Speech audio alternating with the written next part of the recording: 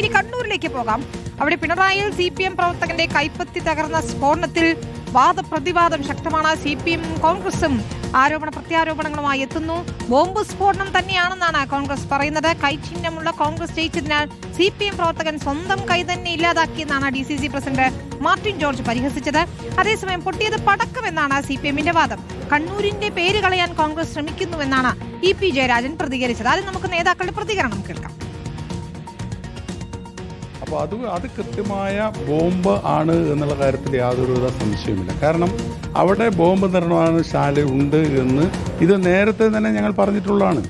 പിന്നെ ഇവിടെ VP ജയരാജൻ പറഞ്ഞ് ക്രിസ്മസിനോ ഉള്ള പടക്കമാണെന്ന്. വിപിൻ രാജ് ക്രിസ്മസിന് പടക്കം ഉണ്ടാക്കുന്ന ആളാണോ? എവിടെ എന്ത് സംഭവിച്ചാലും ഞങ്ങളല്ല എന്ന് പറയുന്ന ഒരു കീഴ്വഴക്കം CPM സ്വീകരിച്ച് കഴിഞ്ഞതുകൊണ്ട് മാത്രമാണ് ഇത് ഇത്തരം പ്രസ്താവനകൾ നടത്തുന്നത്. പോലീസ് അതിനെല്ലാം കൂട്ടുനിൽക്കുകയാണ്. തെരഞ്ഞെടുപ്പിൽ കൈച്ചന്നത്തിൽ വിജയിച്ചതുകൊണ്ട് കൈ വേണ്ട എന്ന് വിചാരിച്ചിട്ട് ബോംബ് ഉണ്ടാക്കിയാന്ന് പറയുമോ? എന്താ ഇത്? വേറെ എന്താ ഉദ്ദേശിക്കുന്നത്? ഇത് ശരിക്കും CPMനെ സംബന്ധിച്ചിടത്തോളം ഈ തെരഞ്ഞെടുപ്പിൽ അക്രമം ഉണ്ടാക്കാൻ വേണ്ടി കോപ്പുകൂട്ടി വെച്ച സാധനങ്ങളാണ്. വെണ്ടിട്ടായിൽ യഥാർത്ഥത്തിൽ ഒരു തരത്തിലുള്ള ബോംബ് സ്ഫോടനവുമല്ല. അവിടെ ഒരു സാധാരണഗതി ഞാൻ മനസ്സിലാക്കിയിട്ടുള്ളത് സാധാരണഗതിയിലുള്ള ഒരു ചരട് കൊണ്ട് കെട്ടി ആ ചരട് കൊണ്ട് കെട്ടി ഉണ്ടാക്കുന്ന പടക്കം ആ കെട്ട് അല്പം മുറുകിപ്പോയാൽ സ്ഫോടനം ഉണ്ടാകും. അതിൻ്റെ വളരെ പ്രാക്ടിക്കലായി അനുഭവസ്ഥരല്ലെങ്കിൽ അപകടം ഉണ്ടാകും.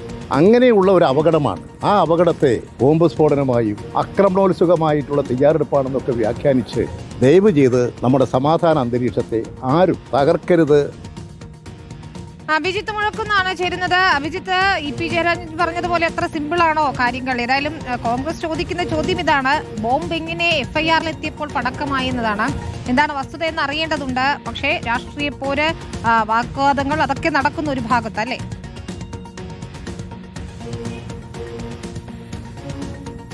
വിനീത, അങ്ങനെ തന്നെയാണ്. രാഷ്ട്രീയ അക്രമങ്ങളുടെ പേരിൽ പലതവണ വിമർശനങ്ങൾക്ക് വിധേയമായിട്ടുണ്ട് കണ്ണൂർ. ഇത്തവണ വോട്ടെടുപ്പ് ദിനം അത് സമാധാനപൂർണ്ണമായിരുന്നു. പക്ഷേ ഫലപ്രഖ്യാപനം വന്നതിന് പിന്നാലെ പലയിടത്തും പ്രശ്നങ്ങളുണ്ടായി. പാറാട് വടിവാളുമായി CPM പ്രവർത്തകർ പുറത്തേക്ക് ഇറങ്ങിയതും LDF UDF പ്രവർത്തകർ തമ്മിൽ കല്ലെറിയുന്നതിൻ്റെയും ഒക്കെ കാഴ്ചകൾ നമ്മൾ കണ്ടതാണ്. അതിന് പിന്നാലെയാണ് ഇന്നലെ പിണറായിയിൽ ഇങ്ങനൊരു സ്ഫോടനം ഉണ്ടാകുന്നത്. അതിന് തൊട്ടു പിന്നാലെ തന്നെ നടന്നതൊരു ബോംബ് സ്ഫോടനമാണ് എന്ന രീതിയിലുള്ള ആരോപണവുമായി കോൺഗ്രസ് രംഗത്തെത്തി. പക്ഷേ പോലീസ് പറയുന്നത് അവിടെ ഉണ്ടായത് പടക്കം പൊട്ടിത്തെറിച്ചുള്ള ഒരു അപകടമാണ്. അങ്ങനെയാണ് വിപിൻ രാജ് എന്ന CPIM പ്രവർത്തകന്റെ കൈപ്പത്തി അറ്റുപോയെന്ന സാഹചര്യത്തിലേക്ക് കാര്യങ്ങൾ എത്തിയത് എന്നും പോലീസ് പറയുന്നു. CPM ഭാരവാഹികളും അങ്ങനെ തന്നെയാണ് പറയുന്നത്. നമ്മൾ മനസ്സിലാക്കുന്നതനുസരിച്ച് വിനീത, അവിടെ ഒരു റീൽസ് ചിത്രീകരിക്കുകയായിരുന്നു. അതിനിടയിലാണ് ഇങ്ങനെയൊരു അപകടമുണ്ടായത്. കഴിഞ്ഞ കുറേ ദിവസങ്ങളായി സമൂഹ മാധ്യമങ്ങൾ കേന്ദ്രീകരിച്ച് ഈ പടക്കങ്ങളൊക്കെ എറിഞ്ഞുകൊണ്ടുള്ള റീൽസ് ചിത്രീകരിക്കുകയും ഒരു വെല്ലുവിളി എന്ന നിലയിൽ പല സമൂഹ മാധ്യമ അക്കൗണ്ടുകൾ വഴി അത് പ്രചരിപ്പിക്കുകയും ചെയ്യുന്ന കാഴ്ചയും കണ്ടിട്ടുണ്ട്. ആ രീതിയിലുള്ള ഒരു റീൽസ് ചിത്രീകരണത്തിന്റെ ഇടയിലാണ് ഇങ്ങനെ ഒരു അപകടമുണ്ടായത് എന്നുള്ളതാണ് നിലവിൽ നമുക്ക് ലഭ്യമാകുന്ന വിവരം.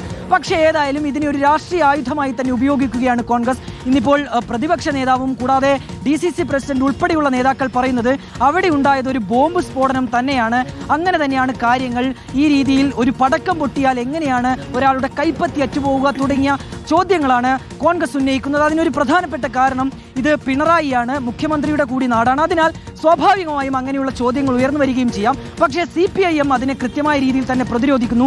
EP ജയരാജൻ തന്നെ അതിന് നേരിട്ട് നൽകിയൊരു വിശദീകരണം അല്പം വിചിത്രമാണെങ്കിൽ കൂടി അദ്ദേഹം പറയുന്നത് ഇതൊരു കെട്ടുപടക്കമാണ്. കെട്ടുപടക്കം സാധാരണ നിലയിൽ ഈ പുതുവർഷ ആഘോഷങ്ങളുടെ ഒക്കെ ഭാഗമായി, ക്രിസ്മസിന്റെ ഒക്കെ ഭാഗമായി ഉണ്ടാക്കാറുണ്ട്. അങ്ങനെ അതിനിടയിൽ അബദ്ധത്തിൽ സംഭവിച്ച ഒരു അപകടം എന്ന നിലയിലാണ് EP ജയരാജനും പറയുന്നത്.